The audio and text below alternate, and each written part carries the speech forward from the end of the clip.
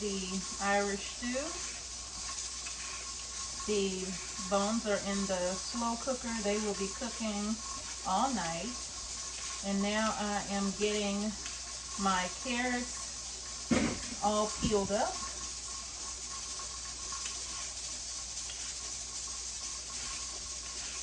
This is going to be about 5 pounds of carrots. You can do 3 to 5 pounds of carrots for this recipe. If you like carrots, if you don't like carrots, I don't know what to tell you to put in there. Because this is a part of the recipe. If you like parsnips, you can substitute parsnips, or you can add parsnips. You can add turnips or rutabaga, whatever it is that you want to add as your root vegetable. I don't have any parsnips. I don't have any turnips, but I do have plenty of carrots. These are some really, really big carrots. Like I said, these are some big carrots, so.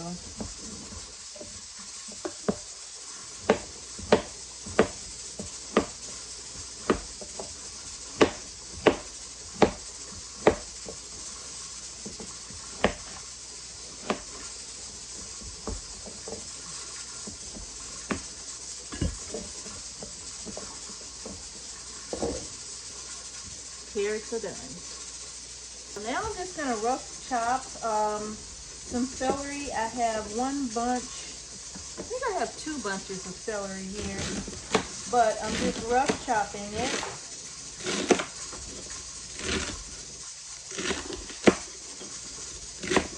It's been washed. It has had the tops taken off and everything, so this is already ready. Bunches of celery ready to go. I am so excited to do this recipe today. I've actually been planning to do this recipe for quite some time, but I needed some ingredients, right? So now that I have all of the ingredients, I'm gonna go ahead and get it prepared and get it canned up. Y'all, this is gonna be such a delicious recipe. I'm doing Irish stew, right? And it's a real basic recipe, but I'm here to tell you that it does not disappoint. So I'm gonna go ahead and go over the ingredients with you so that we can go ahead and get it in the canner. I've been busy. I still have jars that I need to label and get those put up. Y'all know I was doing the red beans. The red beans are done, and now I just got to get them put away. These red beans look absolutely delicious. I am super excited to get these on the shelf, and they are done, and it took a lot of work, but oh my goodness, if I tell you that Mr. H and I really enjoyed eating these red beans. We were actually kind of glad that a few of the jars didn't seal, because we was like, oh yeah, this is dinner. So these turned out absolutely amazing. For this recipe, of course, you're gonna need lamb. You're gonna need potatoes. You're gonna need some carrots. You're gonna need onions. You're gonna need celery. You're gonna need bay leaves. You're gonna need some Clear Jel. You're gonna need some oil. You're going to need some stock, lamb stock, chicken stock, beef stock, vegetable stock. You're gonna need some stock or broth. And the herbs and spices are simple. You're going to need some thyme. It could be fresh thyme, it could be ground thyme, or thyme leaves. You're also gonna need some salt and pepper, and you're gonna need some garlic. It could be fresh cloves of garlic or granulated garlic or garlic powder. But that's all you need. Simple ingredients. So let's get to it. All right, so now the first thing I'm gonna do, because my lamb chunks are pretty large, I'm gonna go ahead and just kind of cut these, some of them in half. Like this size is okay. I'll leave that like it is, but when they're larger pieces, I'm gonna go ahead and just cut those in half, because I got some really big pieces in here. And I'm just going to take my knife and just cut them in half and get them in my bowl, because I want to make sure I have enough lamb for the amount of jars that I want. And that fat is coming off. I'll go ahead and take that off. But that fat, I wouldn't take it off, you know, just to, you know, to cook this, because that fat is going to render down in the pan, and that's going to make for some great flavor. So we don't want to get rid of it, okay? And that's about the size right there. Kind of like beef stew when you go and buy the meat for your beef stew.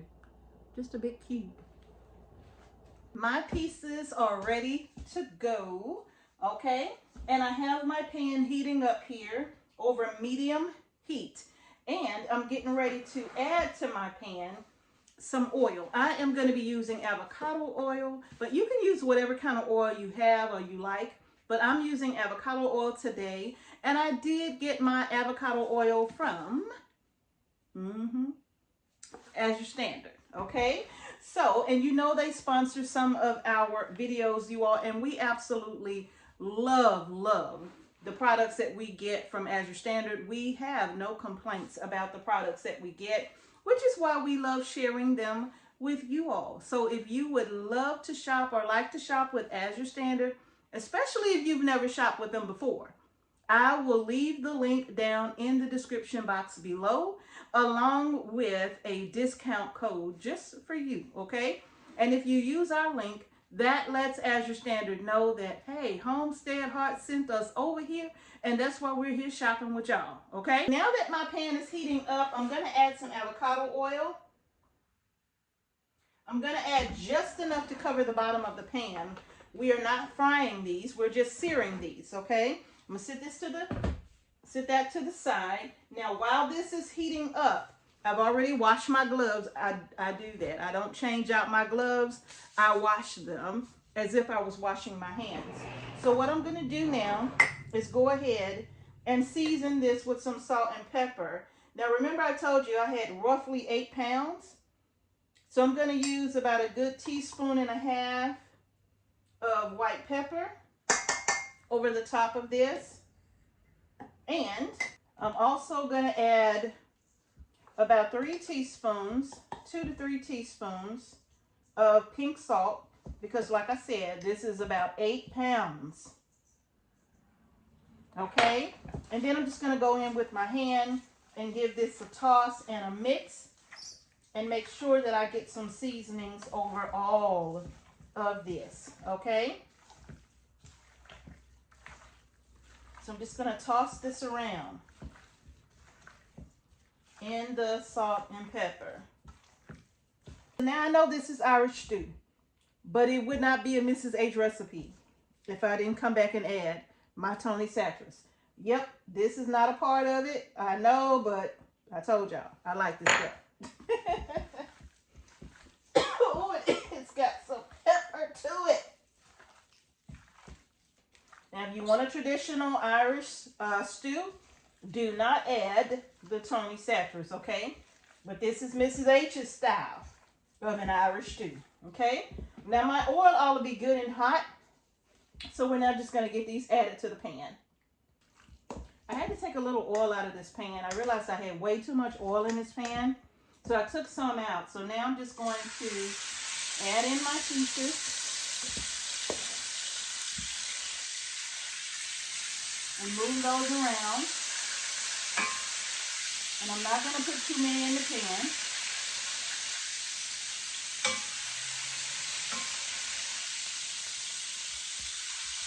Because I want room in the pan so that these could sear properly.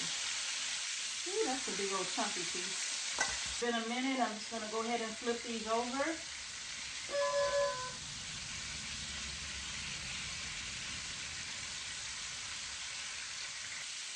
That looks so good. All right, now I'm adding in the remaining pieces.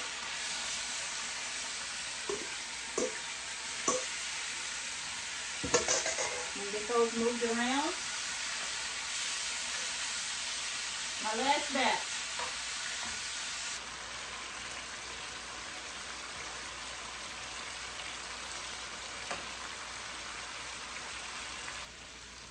The last little bit coming out. Now we're going to add our onions into this. We're going to leave all of that amazing flavor at the bottom. And we're going to toss in some onions in here. I'm going to do a little here. Get all of these onions in there. I know that's a lot. But this is what we want, okay?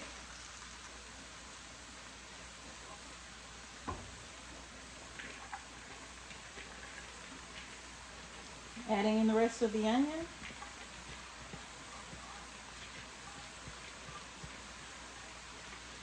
Just gonna let this cook down.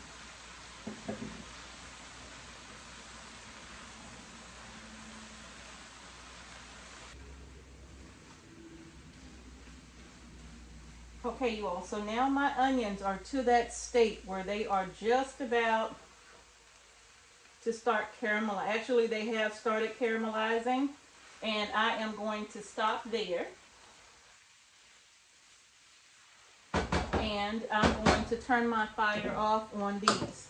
Now what I'm going to do is, in my stock pot, I'm going to start adding my lamb stock, okay? Now I have lamb stock that I have already canned, and I am going to go ahead and open this and use this, all right?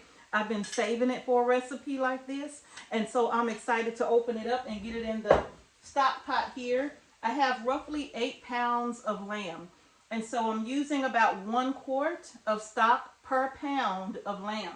So I have 7 quarts here that I'm going to go ahead and add to my pot.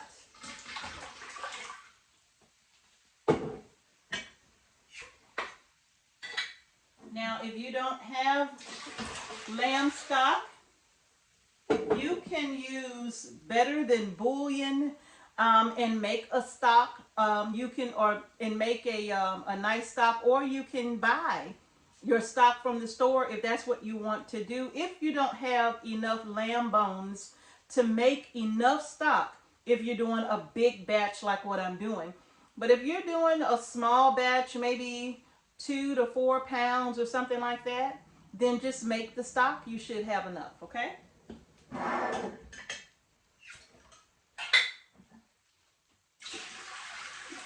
And this is 7. I probably should add 1 more quart to this, but I'm hoping that this will be enough. If not, I can add another quart at the end. Now I'm just going to put my lid on, and I'm going to bring this up to a boil. That shouldn't take long, but I'm going to bring it up to a boil, and then I'm going to add in my vegetables. All right, y'all, listen.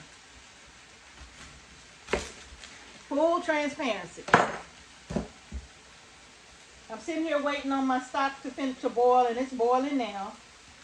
But I made a terrible mistake.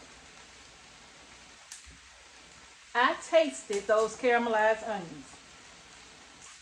And what I do that for? Because I know I done sat here, I don't know how many onions I done ate, but I have eaten so many.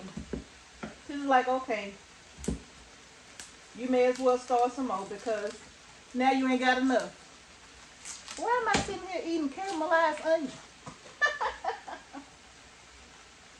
In truth, though, they are so good. You could literally sit here, I could, with some garlic toast and caramelized onions, and that's, look, try it and see. So now, I'm in here putting some more onions in the pan. I think I got about 4 of them in there right now. So I'm going to put this one in to make up for everything that I done ate. That's what I'm doing. I know already. I know already. Whew. Shame on me. All right, now that my stock is boiling, I'm gonna go ahead and add in my carrots. Don't worry, I'm gonna put the recipe down in the description box, okay? But I'm gonna go ahead and add in my carrots, as carefully as I can, because this stock is really, really boiling, and I don't want it to splash on me. All right, so I got my carrots in. Now I'm gonna add in my celery. Now I'm going to give this a stir.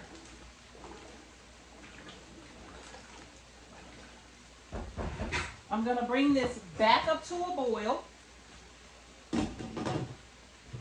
And once it starts boiling again, we're going to let this boil like this for about 30 minutes, okay? This is the caramelized onions. Now, I didn't eat that much, but when you caramelize onions and they cook all the way down, like it looked like I had a lot in here, it was a lot. But once you caramelize them, they don't end up being very much. So I'm going to go ahead and continue to caramelize these and cook these all the way down. Mr. H is home. Hello, Homestead family. So I'm going to continue to caramelize these. And these probably got another, I don't know, 10 minutes on these. But I'm going to let them cook until my stock comes back up to a boil. These are done. And I'm going to get them in my bowl. I just love caramelized onions. I'm going to get them in my bowl. And I'm going to put this bowl somewhere until I'm ready for it. Get it off the counter. It'll be safer that way.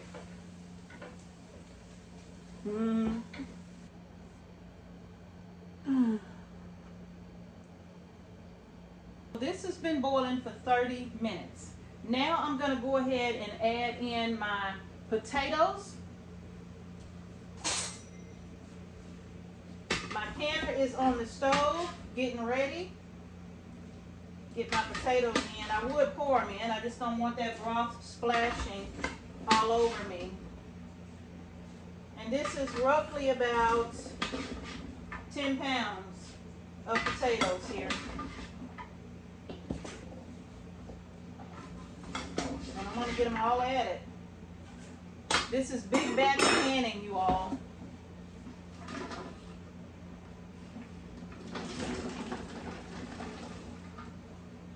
Potatoes are in. I'm just going to give them a stir.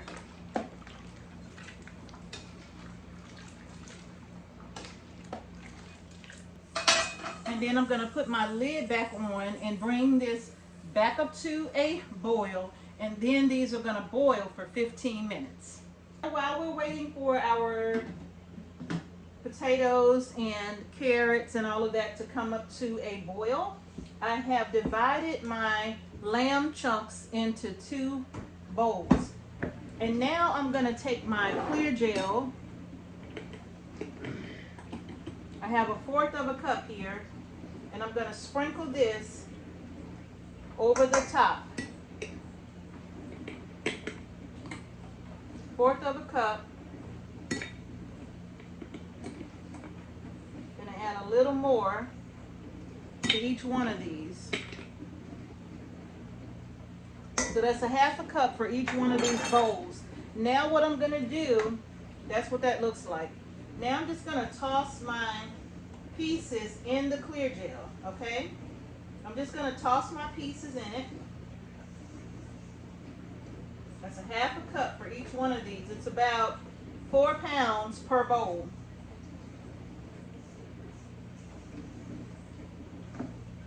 And Clear Jel is just a modified starch, okay? And it serves as a thickener.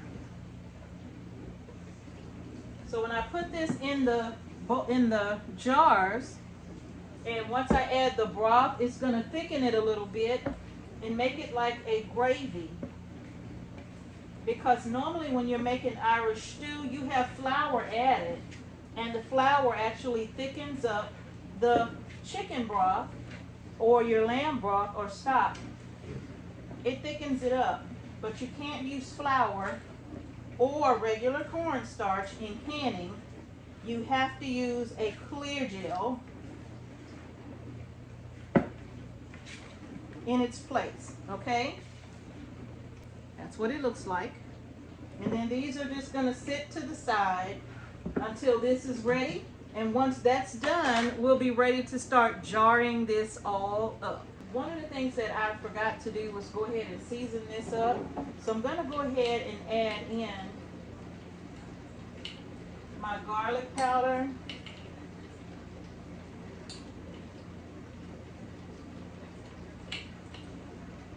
This is granulated garlic.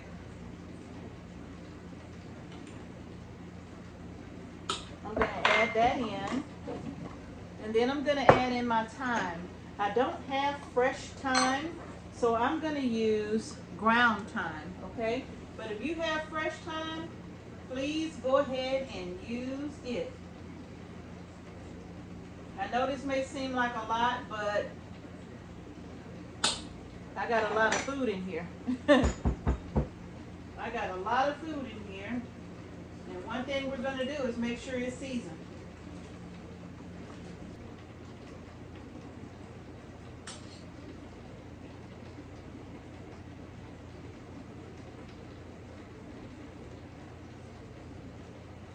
Okay, that is very good. But I do need to add some salt to this, okay? I'm just going to add a couple of tablespoons of salt. And you do this to taste, all right? And I'm going to add about a tablespoon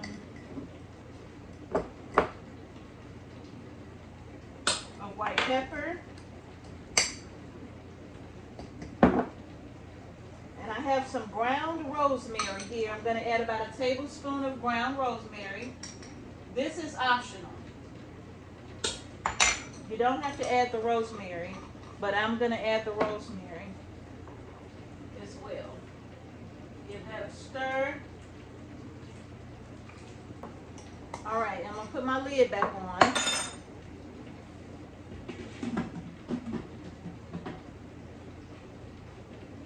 And that's almost at a boil.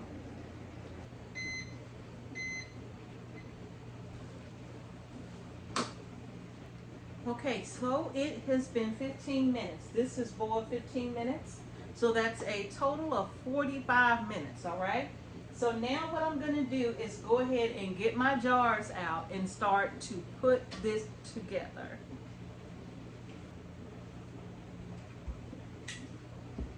Now for this project, I prefer using wide mouth jars. Anytime I'm canning meat, I prefer wide mouth over everything, okay? Because it just makes it so much easier to get everything out of the jar and to clean the jar. So I have my ladles, I have my slotted ladle, and I have my regular ladle. I'm gonna use my measuring cup because I don't wanna nasty up my glove.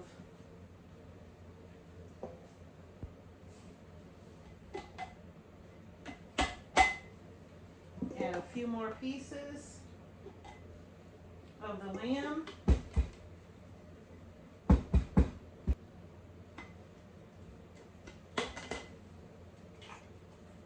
Now these potatoes have not been cooked all the way through, but they have been somewhat softened, and that's because I want to be able to get more product in the jar, okay? So that's why I'm doing it this way.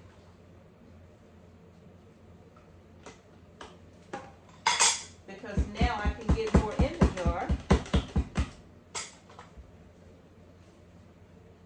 versus if I put everything in raw, okay? Oh, I gotta put my onions in here. I knew I was forgetting something. Gotta put my onions in here. Because they taste so good.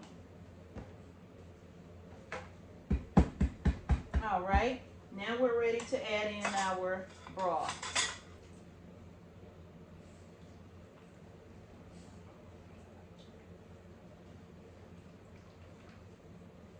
Oops, that's a little bit much, but I'm gonna debubble it and hopefully it'll reduce. And it actually did reduce quite a bit.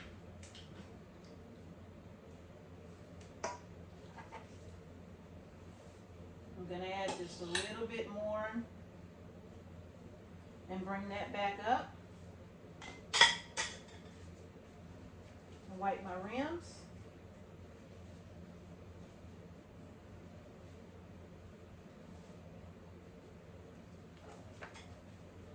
Get on me a lid and a band. Look at that.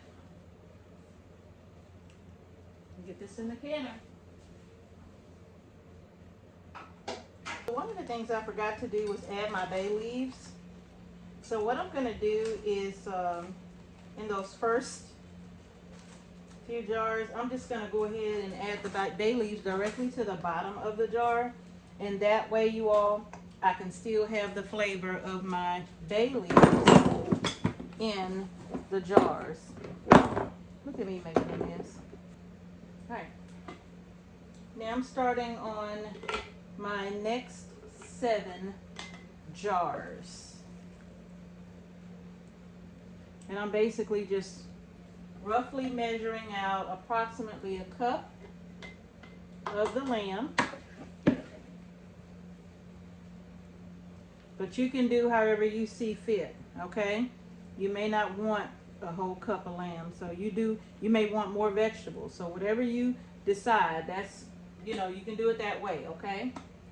But I'm doing a cup in here because this 1 quart is meant to feed 2 people, okay? And that 7.8 some odd pounds literally gave me 14 quarts, okay? And then I'm putting in my onion. And I'm just scooping it up, putting it in here. You could put more or less. Now I'm going to ladle in my vegetables.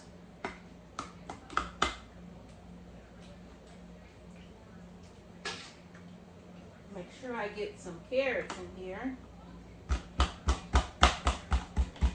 And just tamping this down helps to move the product, arrange it better in the jar.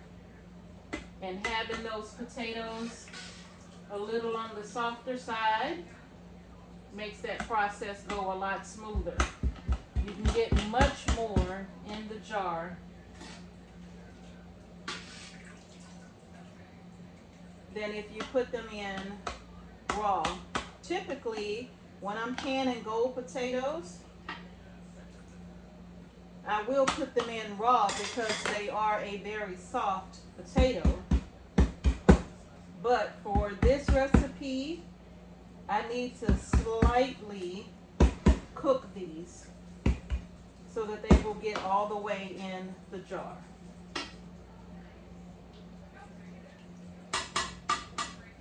I can get a lot more in that way.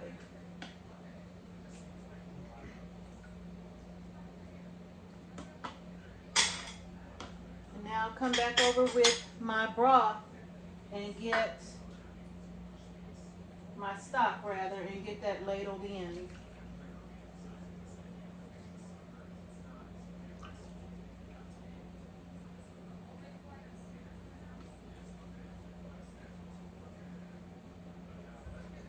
This smells absolutely amazing. I'm gonna have to debubble this to get that broth all the way down to the bottom here.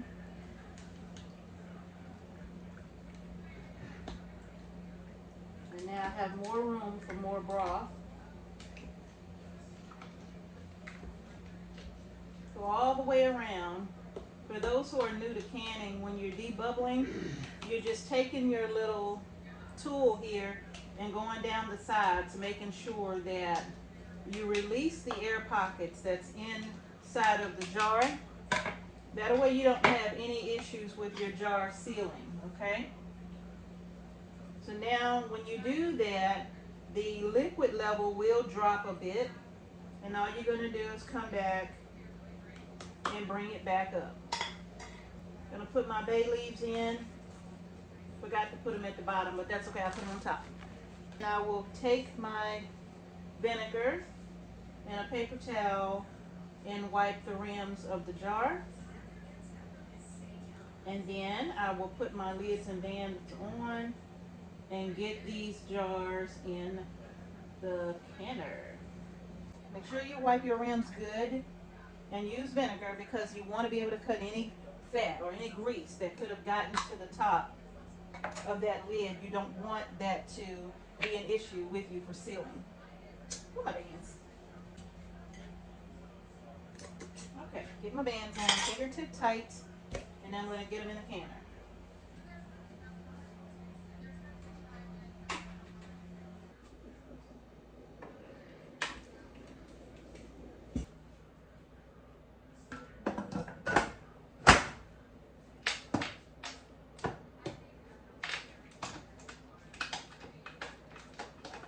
And on this All-American, I am putting my blocks on, one across from the other, and I start these off fingertip tight as well.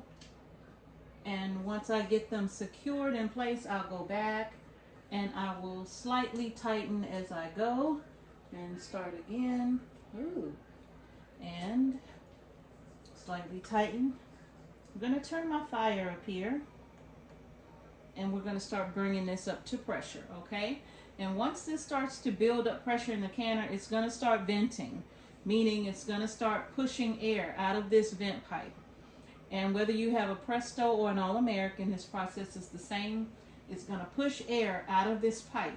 Once you see a steady flow of steam coming out of this pipe right here, you're going to set a timer for 10 minutes and you are going to allow this to vent for 10 full minutes. And then you'll come back and add on your weight or pressure regulator, depending on the canner that you're using, okay? So once this process starts and I get ready to put my weight on, I will bring you back. So this has been venting now for 10 minutes. That steady flow of steam. Once that started venting like that, I set a timer for 10 minutes, and now that 10 minutes is done. And for my altitude, I'm going to put on my weight here for 10 pounds of pressure. If you don't know your altitude, then you need to look that up. You can go to Mr. Google and ask Mr. Google, what's your altitude, okay? So I'm going to put this on. Again, for me, that is 10 pounds of pressure, okay? And I'm going to let this come up to pressure. Once this starts building more pressure inside, then my gauge here is going to start to climb, and I'm going to process my quart-sized jars for me at 11 pounds of pressure for 90 minutes, okay? If you're doing these in pints, it'll be 75 minutes, okay? But 90 minutes on the clock once this reaches 11 pounds of pressure. And after that, I will bring y'all back in 90 plus minutes when this is done, and we will get these out of the canner.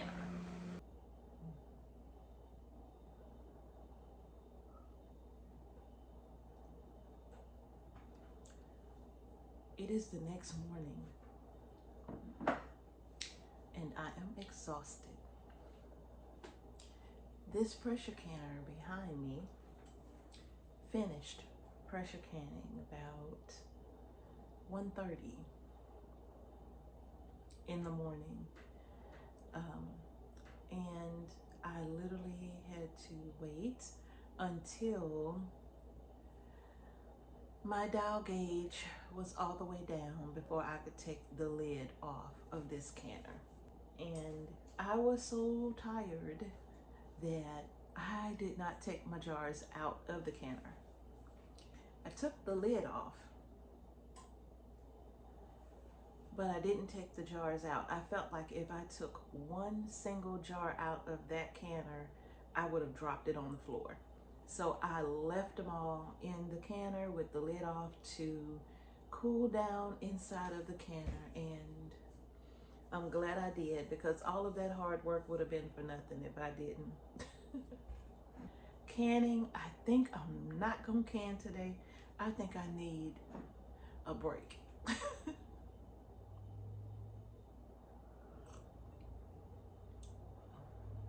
But after I drink my coffee, I may feel totally different.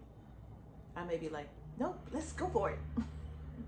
Okay, y'all, it is after 12:30 in the afternoon, and I still haven't taken my jars out, but I'm about to do so now. I am so tired. The coffee did not help me at all.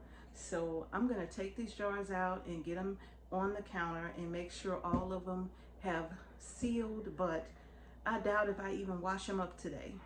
I am too tired to do that. I'm gonna just let them sit here till tomorrow, and then I will get them all cleaned up. But I'm literally too tired to do that. So I'm just gonna take them out and make sure they all have sealed nicely. And they look absolutely wonderful. This is exactly how I wanted them to look. I'm going to show you what I mean, but this is exactly what I wanted. These jars definitely need to be cleaned, because I had a little bit of siphoning from one of these jars, because it dripped down onto 4 of these.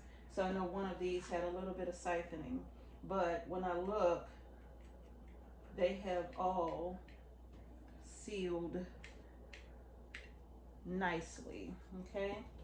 So I am going to just pick it up. It's not hot, like I said, but look at that. And the part that really I wanted you to pay close attention to was how thick that is, right? Because that Clear Jel that I put in really helped to thicken the gravy, the broth that's in this jar, right? Look at how thick that is. And if I wanted it thicker, I could have added more Clear Jel, but I didn't want it any thicker than that. Just look at that. So I am very happy with these 14 quarts, okay? And I think it was more like 7 pounds, because I forgot to calculate for the bones that were weighed in inside of the packaging as well, because I did keep the bones from the leg. We got the lamb from Fresh Market, and that's typically where we would get it from whenever we do decide to get some lamb. So that's what I got, 14 quarts of Irish stew.